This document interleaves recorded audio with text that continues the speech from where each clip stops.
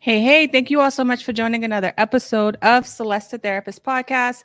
My name is Celeste. I'm a therapist from Boston. If you've never been in here before, thank you for being here. What I do on this podcast is I get to talk to amazing people who are doing things to empower the lives of others by sharing their story. And I'm really excited. As rare, I get to interview people that I talk to in real life. So I'm gonna have you. I'm like so excited to be on here with you. But go ahead, not Same. me. Tell my people. He's been on here. If you've been a long time listener, he was on here in 2018. He was my first guinea pig. He was he, he was one of my first guinea pigs a couple of times. Like, thank you, because you could have said no.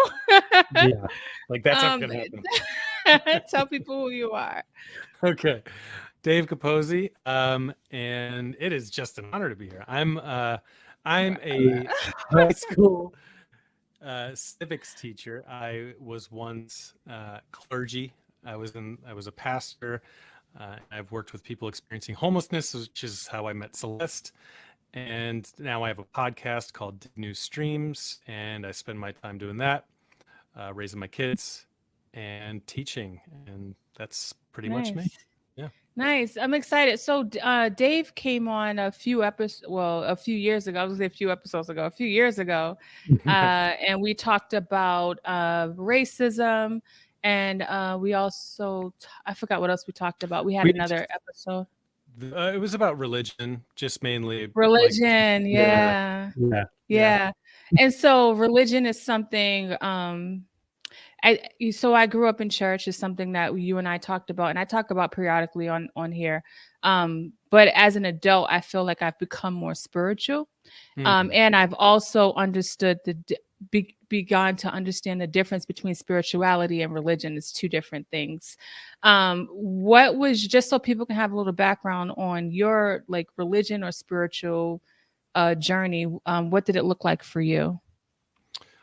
So yeah, great question. I've lived my whole life in church. It's the only thing that I can really remember being a constant in my life is church. I grew up Pentecostal in like the New York City area. And then as I got older and we moved around a lot, we just switched denominations. We just a ton. And I just have like years of experience of being in a church setting. Sunday, Wednesday, Friday, you name it, I was in church. Would And you say it was a practice? Would you say that say again. you would you say it was more of a practice, or do you feel like you was engaged in it, or were you just going through the motions? Yeah, I was all in, all in. I was basically, it was everything to me. It was kind of the thing where I didn't really see the point of anything outside of faith. Everything for me was about how to please God. Just my whole life was, what do I need to do to make sure God's happy with me?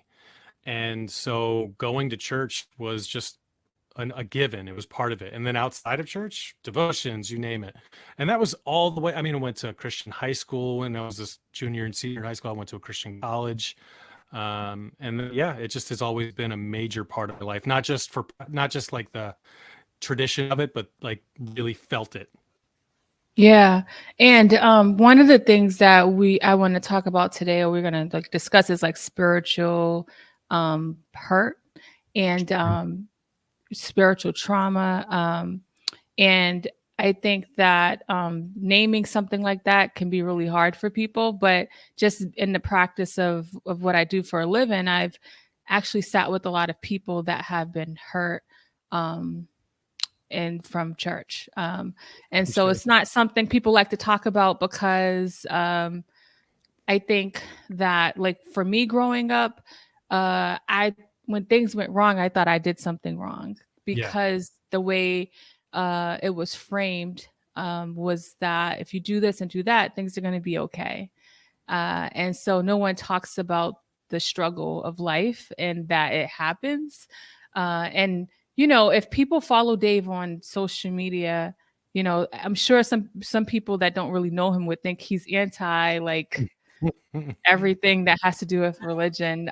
Tell people about where you are now in regards to whether Christianity, religion, spirituality, because I feel like you can be misunderstood when you talk about things. So yeah, I would love to hear your mindset today. Yeah, thanks for that question. Having today, I've had to answer this question a lot. People are wondering, are you an atheist, you agnostic, or what do you? I don't. I'm not a fan of labels. I'm a true millennial. But really, I would say that I am an atheist about the Christian God, the one that I grew up with. I am not an atheist. I am a person who believes there's something else going on that I can't really put my finger on. There's something bigger than us, probably. I am spiritual in the sense that I meditate, I connect with whatever I can. Uh, Really, what it is for me is I see a lot of institutions as inherently marginalizing of particular groups. And I think that what has happened over time is, an institution by design needs to create ins and outs. And what Christianity, especially white evangelical Christianity, has done is created very clear lines about who fits within and who doesn't. So often, what I'll talk about is not necessarily the belief system. I will touch on some things that I think are harmful beliefs, but more so how the institution perpetuates pain and suffering and marginalization of groups of people. And Wait, always, oh, sorry, go ahead. no, go ahead. I was going to say, always, I talk about systems and institutions, and I don't really go after people as much because I don't think people are the issue as much as the way we fall into the systems sort of in predictable ways. Yeah, that's good. And one thing I've come to understand is that part of, if we go back to slavery, part of what kept people in line was the practice of the religion. And when you talk about the God that Christianity that in America that we talk about, and some of the rules or laws that they try to put in place based off of the God or the religion that they say is supposed to happen. I think Yeah. you're struggling with that piece of it because Yeah. there's a lot. Why do you think there's such why do you think people don't see the inadequacy or how um, the marginalized people are not being supported in a kind of consistent way? Like it's not leveled. There's no leveling when Yeah. these things. And I really feel like they really don't get it, but maybe because they don't want to get it. I think they do get it. I think it's power. I think it all comes down to power. Okay. There's no way that this many people can go through the same kind of education that I did. I went to a conservative seminary and I learned a lot of things that really rocked my world. I think what it comes down to is people don't want to give up their power. So, for instance, I talk like the Bible, the Hebrew Bible, which people call the Old Testament, and the New Testament, speaks so much about money and the danger of pursuing wealth. You don't hear that a lot in church. In fact, you hear the opposite. You hear about how if you do this or that thing, you're going to get a lot of money. That's the opposite of Jesus's message. And so there are times when he will say to someone that's wealthy and be like, it's harder for a rich man to enter into the kingdom of heaven than it is for a camel to go through the eye of a needle. You'll hear him say things like that, but you don't hear churches refusing to allow rich men participate in form of church leadership. But what you do see churches doing is excluding people in the LGBTQ plus community. And the Bible speaks very little to zero about the way we understand gender and sexuality this today.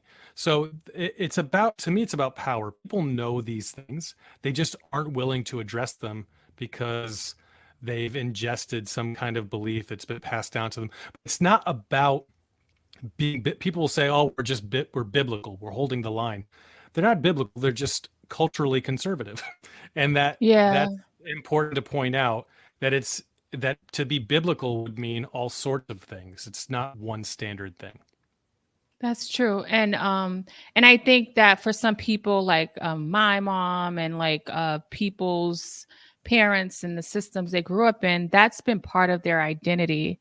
And so the Yeah. idea of I talk about this too when it comes to trauma and the way people function. Like if they've been functioning in a very like way that's not helpful for them, that's still part of their identity. And trying to change that is actually a hard thing to do. And so when I think about people and how, and to be, the reality is like for some people, religion has kind of saved their life, where it was Yeah. the one thing that they had as a constant to hold on to on Sundays or Wednesday night prayer.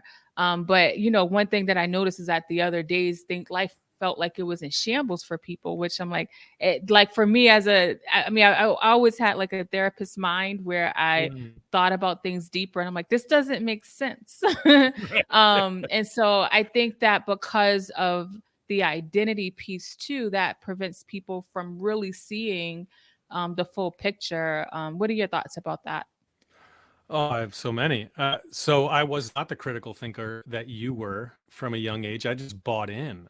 For me, it was, the idea that a Christian could be depressed was not possible. You weren't. There's just no way you can be a Christian and be depressed. If there was, that there was something wrong with your faith. I just bought into all of it, and I think the truth is, the more we understand life, and that the people who were writing the Hebrew Bible and the New Testament scriptures were experiencing life and actually talking about all of these struggles too. So it's not that I have a problem with the Bible at all. I just see it for what it is. It is an ancient bunch of ancient documents that and for me, it's always about trying to understand that yes, we find security in things that serve us for a particular time, but they may not always. And the problem with the institution of Christianity is that it's meant to keep you in that secure place all the time, and growth is actually a threat to the system. That there's really no room within the tradition that I grew up in for learning or growth, because it means that you're starting to question things that keep people in line, Yeah. which Yeah. would go against what you're trying to do, which is preserve the institution.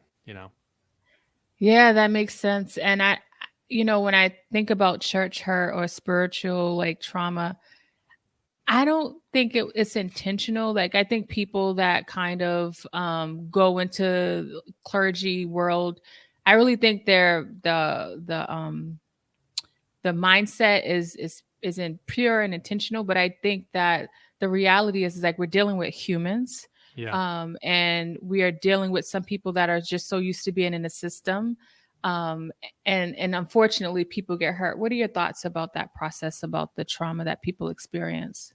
I think that's, yeah, so important to point out that you and I both know and love so many people that are pastors or are involved in church organizations still, and that doesn't mean that they're perpetuating abuse, right? These are amazing people who are doing incredible work.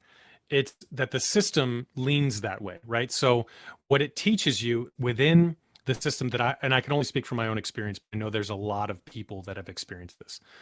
What it teaches you is fundamentally there's a God that loves you unconditionally. This is the first thing that you learn. However, you're sinful, completely sinful, and incapable of pleasing that God. So you're both loved and seen as a problem. In order to be fully embraced by that God has to send his own son to die. And the only way that you get to experience eternity with that God is if you believe in him. And there's also within this framework then that you're constantly afraid of hell because you don't want to displease this God.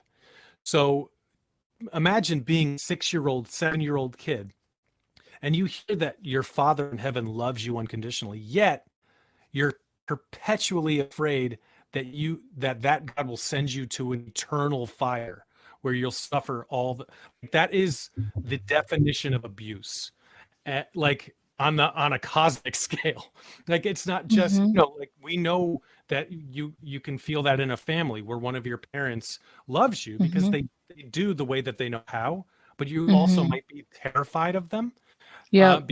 because they can do some serious harm to you. It's the same thing with spirituality when you learn it within that framework. If you know you're loved and also terrified of God, like there is this wrestling that goes on in your mind that can create a really traumatic experience for a child. Yeah, I think about the anxiety that people feel and trying to live, and then so now people are just walking around trying to survive and just going through the motions of church, right? I think that's what creates that. I know, like the church I grew up in, always talked about the pit of hell. Like it's like one of the things I remember, but. It's interesting because the things I talk about when I talk to people about renewing their mind, meditation, these kind of things, and I tell people the greatest person that, if you believe in the Jesus in the Bible, to walk the earth, meditated, talked about pain, and had community. And it's like those things aren't talked about Mm. in church, and they're in the Bible. And so like it's baffling to me how some places only take out one part of what serves them, and the other part that can actually help us live life is not highlighted the way it should be highlighted. Yeah, I mean, we do by nature, human beings, we all pick and choose. We things that resonate with our worldview, we lean towards those. Things that don't, we try to quiet those voices because they feel disruptive.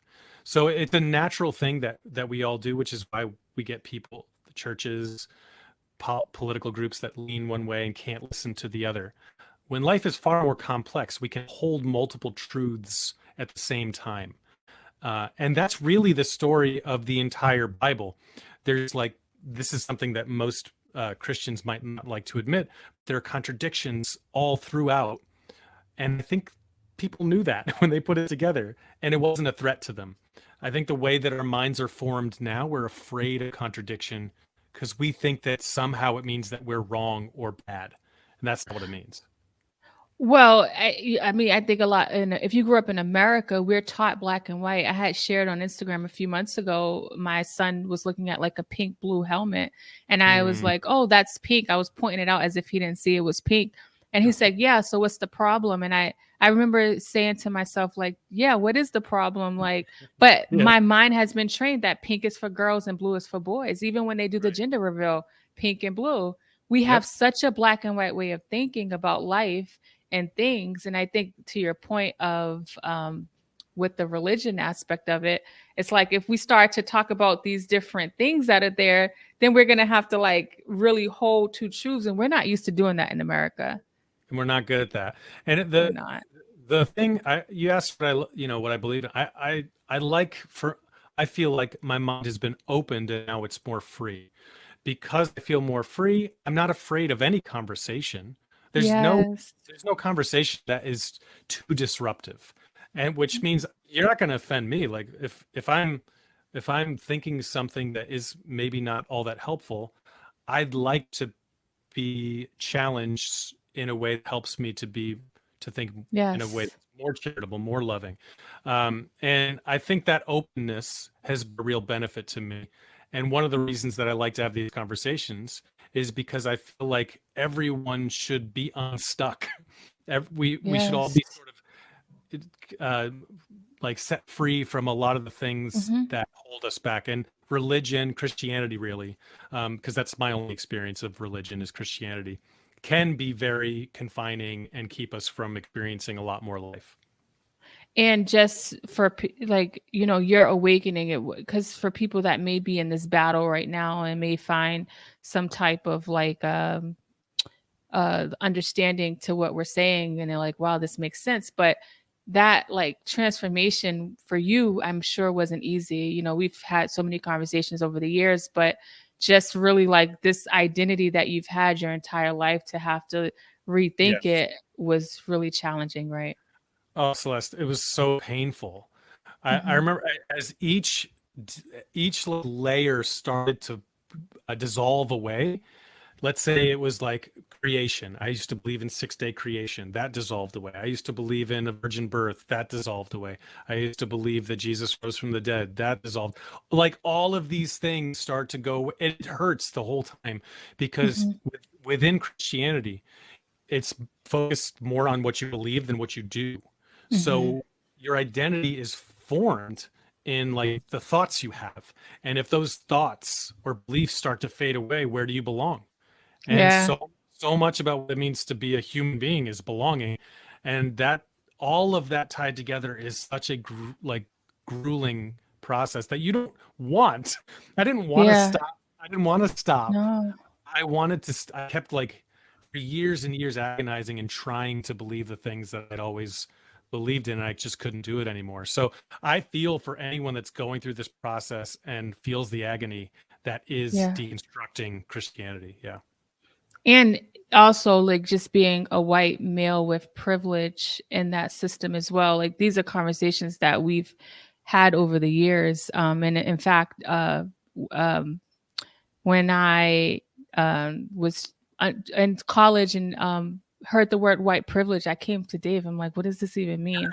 And he had to explain to me what it meant. And it took me a while to kind of get it. But, you know, part of being in the Christian world and helping the poor and people.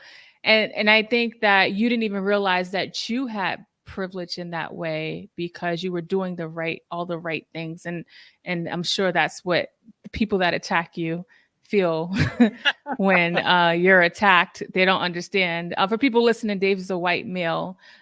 So what was that process like for you as you were like just kind of thinking about your privilege on top of just the Christianity? Because that kind of came at the same time, right?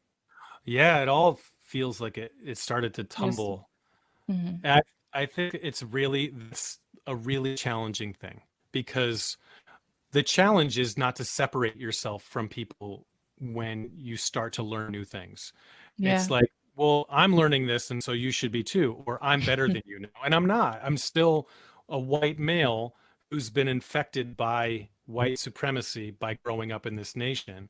So when I talk, like early on, when I would talk to people that, when I was learning about all this stuff, I would be like so harsh and really like in their face. And I just learned how ineffective that was.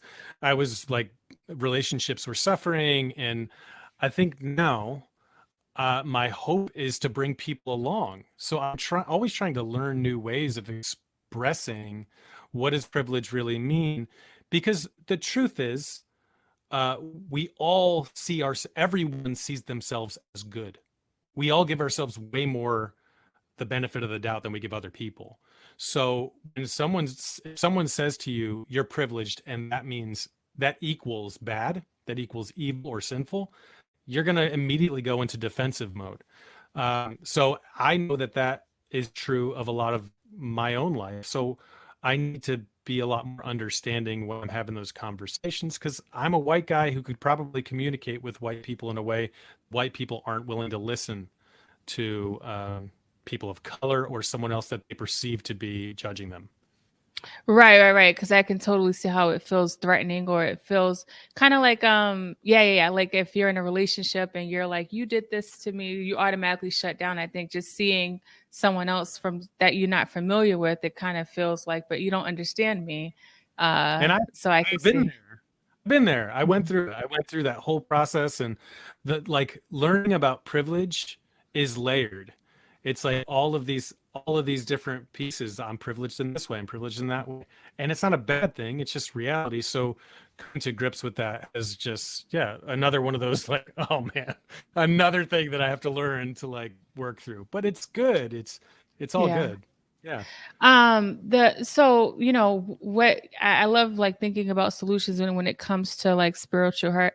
I hate that happens because like me leaning more into my spiritual world and just um my individual I have so much peace. And what do you think people can do to kind of work on if they feel traumatized. Because I tell people like, okay, you know, that I try to tell them like the church is a building, the person is a person. But you're like yourself, like that's important to really lean into it. Like meditation. So I don't know why some Christians think of it as like some kind of like crazy. I don't know. Like it's weird that they think that way about meditation when you try to bring up meditation or other things. They don't look at it the same way. If you're not going to church on Sunday morning, then it's not the same. So It's what can we do to help like dispel that idea of or not idea, but to help people think about healing through their journey that they're in right now? Oh, there's so much there, and that's a really great question. There's so much there. I'll say this. I always, if you're going through any kind of process of healing, you know this, you just go easy on yourself, because one of the natural tendencies is to beat yourself up for not knowing something or for whatever thing. Just go easy on yourself. You generally your harshest critic, and so like go easy. And also find people, because this world is, it's a lot easier to find people now who have gone through what you're going through. Community is essential, and that's something I didn't give myself. I just felt like I felt like I had to teach people along the way while I was deconstructing, and that was very harmful to me. If you don't know, say you don't know. Like it's okay to not know. I guess the only advice I really have for someone that's just starting out and it's like, I don't know what I think about church or Jesus or God, wherever that starts, find other people that can walk through it with you, not someone that's just going to try to tell you, oh, just believe. Like someone that can encourage you, ask you questions. You know, find Celeste the Therapist, or someone else who can listen to you in a way that provokes more questions, not tries to give you answers to things that are very complex. Yeah. Yes, that's good.